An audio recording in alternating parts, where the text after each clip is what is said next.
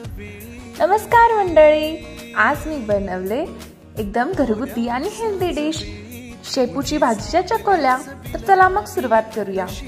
तर यासाठी मी इथे फ्रेश अशी शेपूची भाजी चिरून घेते। त्यानंतर फोडणीसाठी लागणारे साहित्य घेतलं, फोडणी टाकले, हिरवी मिरची, लसूण, कढीपत्ता आणि हळद टाकून मस्त फोडणी झाली की ते फ्रेश धुवून घेतलेली शेपूची भाजी घातली। अशा पद्धतीने आपण नॉर्मल शेपूची भाजी करतोच, पण आपल्याला चकोला बनवायचे त्यासाठी मी इथे तूर डाळ आणि मूग डाळ शिजवून घेतली होती। तर हे पण मिश्रणामध्ये ऍड करते। इकडे याची एक मस्त उकळी काढून घेते। तोपर्यंत मी इकडे जसं नॉर्मल आपण चपाती बनवतो तसं बनवून मी याचे चकोला बनवून घेतले।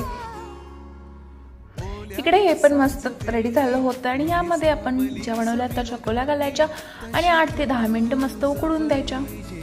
तर रेडी आहेत आपल्या इकडे गरमागरम शेपूच्या भाजीच्या चकोल्या। यावरती तूप घालून अप्रतिम लागतं। तुम्ही सुद्धा